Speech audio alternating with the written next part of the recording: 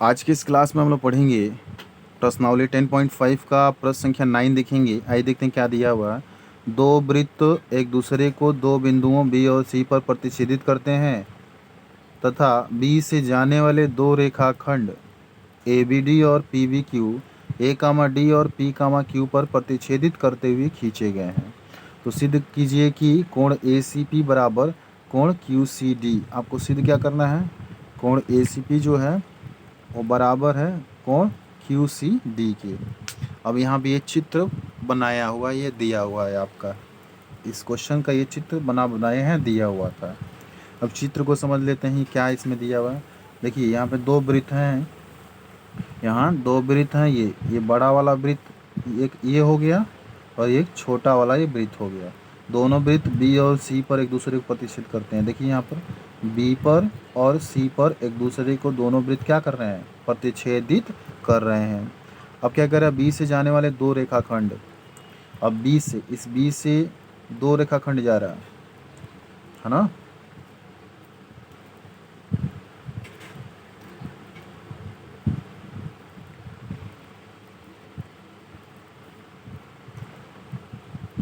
एक तो ए B D और दूसरा क्या है पी बी क्यू।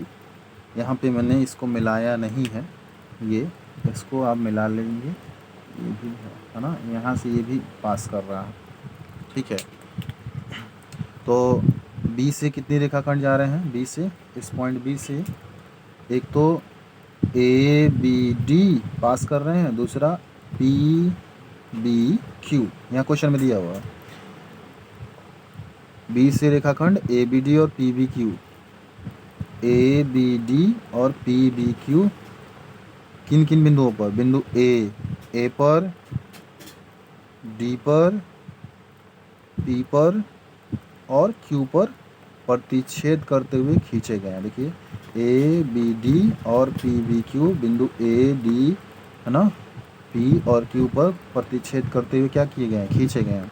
तो आपको सिद्ध करके दिखाना है कि कोण ए सी पी जो होगा, ए सी पी मतलब ये वाला जो कोण होगा, ये वाला कोण है ना, वो बराबर होगा किस कोण के, कोण क्यू सी डी की, इस कोण के बराबर होगा। आपको सिद्ध करके दिखाना है कि ये कोण इस कोण के बराबर होगा, ये वाला कोण इस कोण के बराबर होगा, आपको सिद्ध करना है, ठीक है।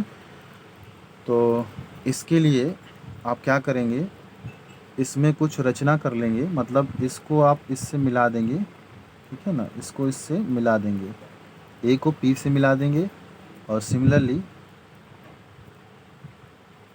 डी को क्यू से मिला देंगे। डी को क्या करेंगे, क्यू से आप मिला देंगे, ठीक है। तो आपने क्या किया, ए को बी से मिला दिया और डी को क्यू से मिला दिया, ठीक है। तो जब आप मिला देंगे तो आप देख रहे हैं कि ये जो है ये जीवा है, ए पी क्या है, एक जीवा है, और जीवा इस बड़े वाले वृत्त को दो भागों में बांट रहा है। एक तो ये छोटा वाला भाग है, ये छोटा वाला भाग, और एक बड़ा वाला भाग, ये वाला भाग बांट रहा है ये जीवा। तो ये जो दोनों कोण बने हुए हैं, ये जो दोनों कोण, ये वाला कोण है ना, ये जो कोण बना हुआ है ये वाला कोण और ये वाला कोण, ये दोनों एक ही वृत्तखंड में बने हुए हैं, तो क्या होंगे, बराबर होंगे ना, क्या होंगे, बराबर। ये कोण और ये कोण दोनों एक ही वृत्तखंड में बने हुए, तो ये बराबर हो जाएंगे। और सिमिलरली यहाँ पर देखिए ये जो जीवा है डी क्यू, इसको भी दो भागों में बांट रहा है। एक तो ये छोटा वाला वृत्त यहाँ पे ये बनाया गया ये वाला, और एक बड़ा वाला वृत्त ये इधर वाला, ये छोटे वाले वृत्त में ये वाला पार्ट और ये वाला पार्ट। तो ये इस वाले पार्ट्स में, इस बड़े वाले पार्ट में ये कोण बने हुए हैं और ये कोण बना हुआ है ना। इस बड़े वाले पार्ट में क्या बना है, कोण ये और ये, तो दोनों एक ही वृत्तखंड में बने हुए हैं, तो दोनों कोण बराबर होंगे, ठीक है। तो आइए इसमें जो कुछ दिया गया पहले उसको लिख लेते हैं। तो जो इसमें दिया था उसको आपने लिख लिया। दो वृत्त दिया गया है जो एक दूसरे को बिंदु बी और सी पर प्रतिच्छेदित करते हैं तथा ए बी डी और P B Q A D और पी क्यू पर प्रतिच्छेदित करते हुए खींचे गए हैं, ठीक है ना। आपको सिद्ध क्या करना है, सिद्ध करना है कोण ए सी पी बराबर कोण क्यू सी डी सिद्ध करना है। ये आपको दिखाना है। रचना आपने इसमें क्या किया, आपने ए को पी से मिलाया है तथा डी को क्यू से मिलाया है, ठीक है ना, यही रचना आपने किया है, बाकी कुछ रचना नहीं किया है। इसके अलावा आपने क्या किया है, केवल यही रचना किया है, ए को पी से मिलाया है और डी को क्यू से मिलाया है, ठीक है।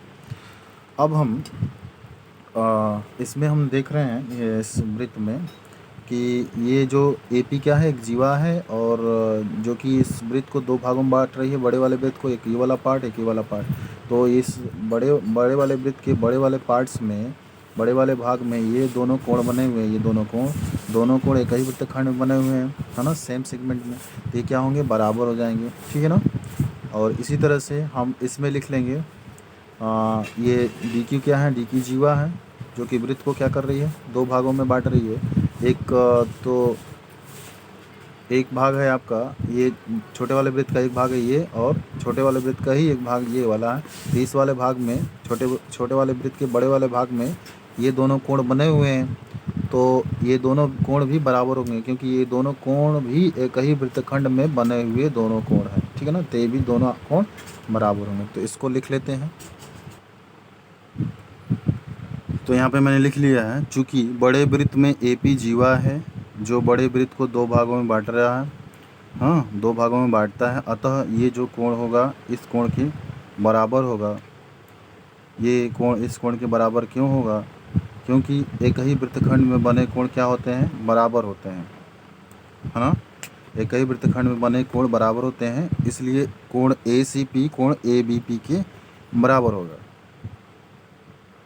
ये एक भाग हो, ये दूसरा भाग हो गया। दूसरा, इसको समीकरण नंबर 1 मान लिया, तथा छोटे वृत्त में डी क्यू जीवा है जो छोटे वृत्त को क्या कर रहा है, दो भागों में बांट रहा है, एक ये वाला भाग एक ये वाला भाग, दो भागों में बांटता है। अतः कोण क्यू सी डी जो होगा डी बी क्यू के बराबर होगा, क्यू सी डी बराबर होगा डी बी क्यू के। ये क्यों दोनों कोण बराबर हो गए, एक ही वृत्तखंड में बने कोण है। ये दोनों कोण क्यों बराबर हो गए, क्योंकि ये दोनों कोण एक ही वृत्तखंड में बने हुए कोण है, वृत्त के एक ही वृत्तखंड में बने हुए कोण हैं, और ये जो है ये भी एक ही वृत्तखंड में बने हुए कोण हैं, इसलिए दोनों ये भी क्या हो गए, बराबर हो गए। अब हम इसमें देखेंगे यहाँ पर ए बी डी और पी बी क्यू, ये दो स्ट्रेट लाइन है, सीधी रेखा है, जो एक दूसरे को बिंदु बी पर क्या कर रही हैं, प्रतिच्छेदित कर रही हैं। तो बिंदु बी पर प्रतिच्छेदित कर दी, तो ये वाला कोण इस वाले कोण के बराबर होगा। पूछो क्यों, क्योंकि ये दोनों कोण हैं वर्टिकल अपोजिट एंगल, है ना, शीर्षाभिमुख कोण है। तो शीर्षाभिमुख कोण क्या होते हैं, बराबर होते हैं, तो ये कोण भी इस कोण के बराबर होगा। तो यहाँ पे लिख लेंगे, तथा कोण तथा ए बी तथा ए बी डी और पी बी क्यू सीधी रेखा है,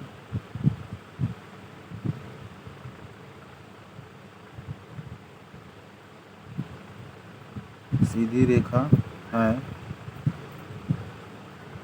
जो एक दूसरे को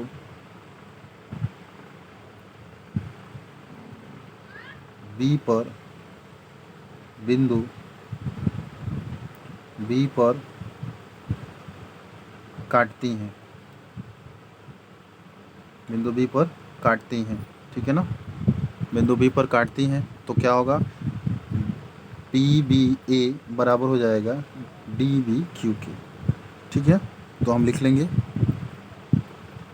तब आपको मिल जाएगा ए बी पी ये वाला कोण डी बी क्यू के इस वाले कोण के बराबर होगा। ये कोण दोनों बराबर क्यों हुए हैं, ये कोण दोनों बराबर क्यों हैं, तो यहाँ पे बगल में लिख लीजिए, शीर्षाभिमुख कोण, शीर्षाभिमुख कोण हैं ये दोनों, और ये क्या होते हैं, बराबर होते हैं। इसको समीकरण नंबर 3 मान लेते हैं। अभी आपका समीकरण 1 और 2 आया था, ए सी पी बराबर ए बी पी और क्यू सी डी बराबर डी बी क्यू ए आया था समीकरण 2 और 3। चूँकि समीकरण 2 क्या था, समीकरण 1 था आपका, समीकरण 1 था ए सी पी बराबर क्या था, ए बी पी था, ये समीकरण नंबर 1 था, ठीक है ना। और दूसरा क्या समीकरण 2 था, क्या क्यू सी डी बराबर आपका था डी वी क्यू, ये समीकरण 2 था। तो समीकरण 1 2 आप देख रहे हैं यहाँ पे था, तो आपको A C P Q C D के बराबर प्रूफ करना है। तो यहाँ पे क्या करेंगे, ए बी पी की जगह पर या डी बी की जगह डी बी क्यू की जगह पर हम यहाँ डी बी क्यू की जगह पर ए बी पी रख दे रहे हैं। तो यहाँ पर यहाँ रख देंगे तो क्या मिलेगा, यहाँ पे हम लिखेंगे समीकरण 3 व 2 से क्या होगा, क्यू सी डी बराबर ए डी बी क्यू की जगह पर क्या रखा जा रहा है, ए बी पी,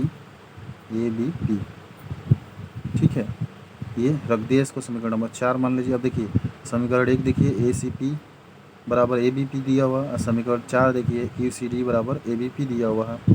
तो समीकरण 4 1 और 4 का जो दायां साइड है वो बराबर है, अतः बायां साइड बराबर होगा। तो यहाँ लिख देंगे समीकरण 1 व 4 से क्या हो जाएगा, ए सी पी जो होगा वो क्यू सी डी के बराबर हो जाएगा। तो ये प्रूफ हो गया आपका ना, A C P Q C D के बराबर हो गया, तो ये आपने प्रूफ कर लिया, ठीक है।